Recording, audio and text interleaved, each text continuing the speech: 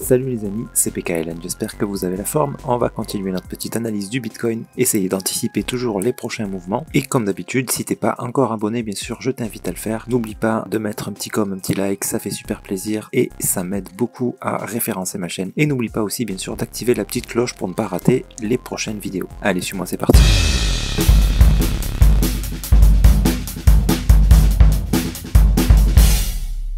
Donc le Bitcoin, aucune surprise en fait, comme on avait dit là, le mouvement qui s'est soufflé, on attendait une plus grande correction. Voilà, et on l'attendait en 3 temps, A, B, C. Éventuellement quelque chose comme ça pour un regular flat, éventuellement quelque chose comme ça pour un running flat. Où est-ce qu'on en est de ça et à quelle correction ça correspond? Alors, une chose est claire, c'est que ça correspond à la correction de cette impulsion. C'est ce qu'on attend en fait, c'est ce qu'on attend. Là, est-ce qu'on l'a obtenu? Non, pas encore. C'est pas encore terminé, la correction n'est pas terminée. On peut encore venir casser le top, on peut encore descendre. Là, c'est assez dur. C'est assez dur de savoir. Donc il va falloir se préoccuper en fait surtout des petites unités de temps pour pas se prendre la tête, parce qu'en grande unité de temps, là c'est assez compliqué. Je vois plusieurs possibilités. Soit en fait on est en train de corriger ça pour nous faire un running comme ça, et ensuite donc continuer son ascension vers, comment dire, une fin de vague là, pour ensuite nous donner une plus grande correction. Soit on est là-dedans, soit ça là, c'est hop, comment dire, la continuation de la correction de ça là, pour encore continuer de monter avant de corriger plus tard. Il est encore possible qu'on ait quelque chose comme ça là. D'accord? Donc pour l'instant on n'a aucun signe qui nous dit dans quoi on a commencé à aller, parce qu'ici en plus là on n'a même pas cassé les derniers plus bas là.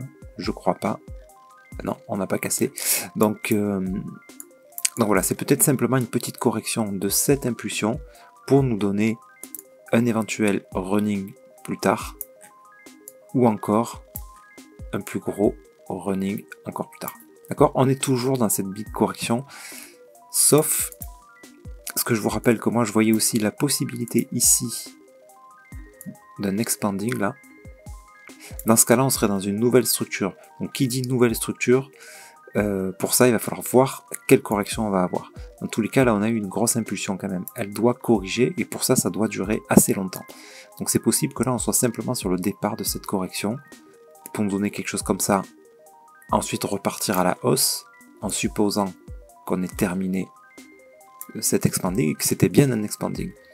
D'accord, ce que je rappelle qu'on a toujours la possibilité qu'en fait ça soit cette impulsion qu'on ait seulement commencé à corriger, et donc dans ce cas là on devrait voir une plus grosse chute pour nous faire un mouvement C là, de la correction A, B, C.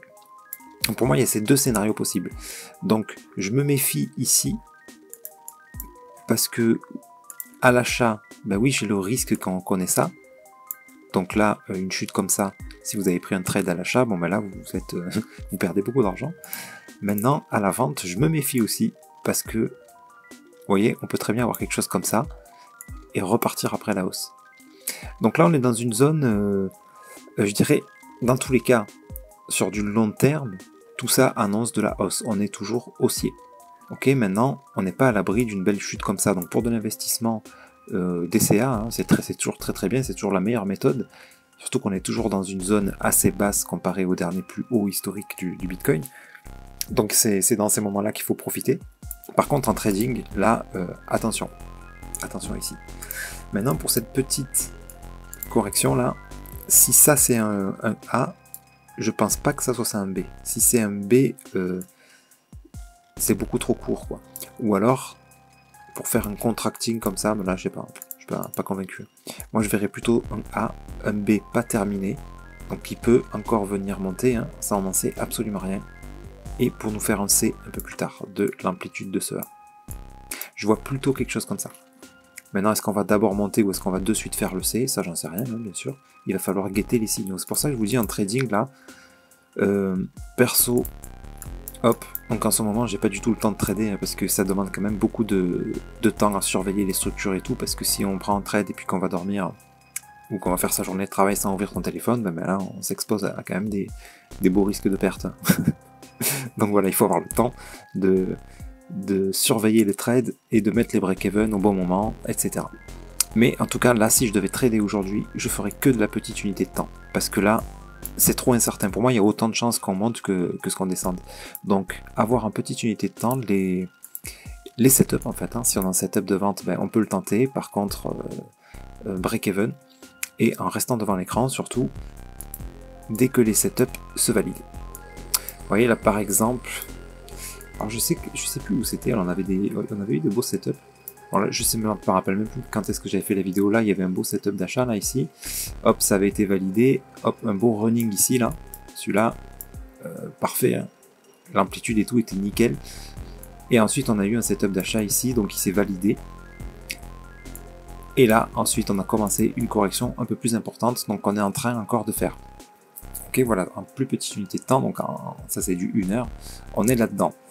Ensuite, qu'est-ce qu'on peut anticiper là-dedans? Pas évident.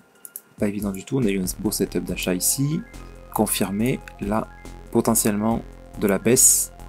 Potentiellement un setup de vente ici encore que. On va voir en 15 minutes. Qu'est-ce qu'on a? En 15 minutes, plutôt de l'achat.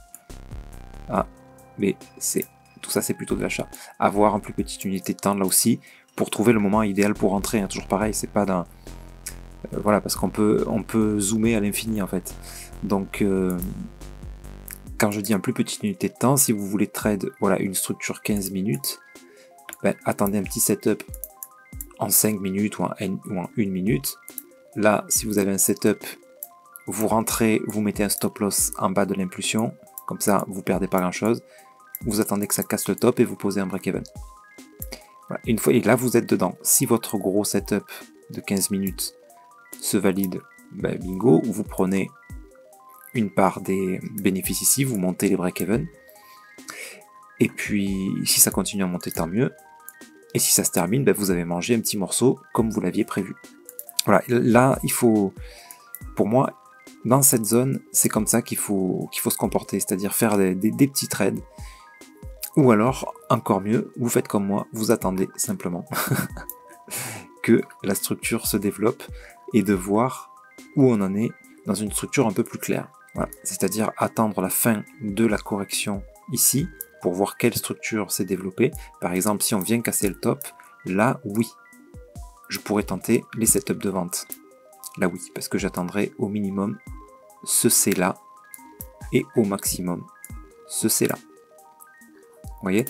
Mais là on n'est pas du tout une cassure du top, hein. On vient de faire une petite impulsion baissière qui est quand même relativement faible hein, comparée à la taille de cette impulsion. Et là on est en train de faire un B. On va attendre le C ou une cassure de top, ce qui nous annoncerait là que le B est potentiellement terminé pour un running. Ok. Voilà, maintenant il y a encore une autre possibilité, mais que je mesure ça, c'est que là on est A, B, C, que le C soit déjà terminé. C'est pas impossible. C'est pas impossible. Ouais, l'amplitude est quand même assez cohérente. C'est pas impossible que ça soit terminé et qu'en fait on reparte à la hausse. Mais dans tous les cas, pour moi, même si on repart à la hausse ici, gros danger à la cassure du top. Hein. Mouvement très haussier qui s'essouffle. Dans tous les cas, j'attends une plus grande correction, soit en amplitude, soit en durée. Ok. Donc là, on est sur une unité de temps un petit peu plus grande. Voilà, je pense entre 1 heure et 4 heures, quoi, en gros. C'est-à-dire que cette impulsion-là, soit il faut que ça corrige comme ça longtemps, soit il faut qu'on ait une grosse structure comme ça. Dans tous les cas, ça prendra beaucoup de temps. Et pour moi, tant qu'il n'y a pas ça, je rentre pas confiant à l'achat. Vous voyez, comme je vous disais, par petits morceaux sur des petites unités de temps. Ça peut se faire pour ceux qui aiment faire du scalping là. Voilà, là, je vois que ça, hein, et je vois que ça. Là, sinon, c'est vraiment dangereux de prendre un gros trade à l'achat ou à la vente. C'est autant dangereux l'un que l'autre pour moi.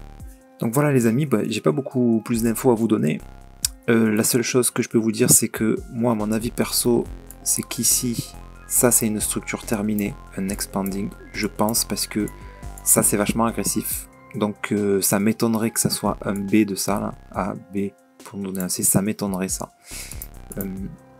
Ça m'étonnerait. Mais on garde la possibilité en tête, mais voilà, moi, je pense plutôt qu'on est sur une nouvelle impulsion, qu'on va obtenir ici une structure corrective, laquelle, j'en sais rien, mais quelque chose qui va durer au moins un temps comme ça a duré ici, là. D'accord, on est sur le même type d'amplitude. Hein. Donc voilà, j'attends potentiellement ce genre de truc. Donc si ça donne quelque chose comme ça, vous voyez le temps que ça peut durer. Tac, on va tout copier. Voilà, ça pourrait être une correction comme ça là. Vous voyez, ça serait cohérent. Ça nous amène avant la prochaine hausse au mois de mai.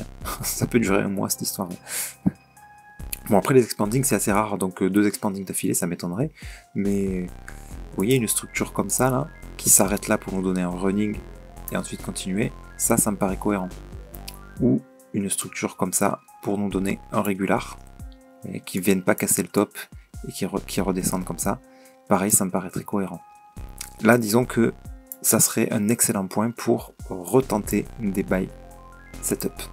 Voilà, pour des trades un peu plus long terme et donc avec des profits plus importants. Voilà, dans tous les cas, les amis, on fait comme d'habitude. On se focus sur un scénario ou deux, en prenant bien en compte les 2 possibilités. Et ensuite, on ne fonce pas tête baissée, on continue de regarder ce qui se passe. J'ai un exemple tout frais ici. Par exemple, là, on attendait un potentiel running, si mes souvenirs sont bons. Sauf que là, on a eu un big setup de vente. Donc, on n'ignore pas ces setups, qu'on ne fonce pas tête baissée dans un running en se disant c'est sûr c'est un running, ça va monter. Non, on avait un gros setup de vente. Bon, en plus là on était dans une zone où on attendait de toute façon de la chute. Donc bon, là il n'y avait pas de raison. Là on attend plutôt de la hausse. Maintenant, si ici on a un truc qui ressemble à un running mais que derrière on a un gros setup de vente, on ne fonce pas tête baissée à l'achat bien sûr, hein, parce que ça peut corriger beaucoup plus. On n'oublie pas toujours notre deuxième scénario possible.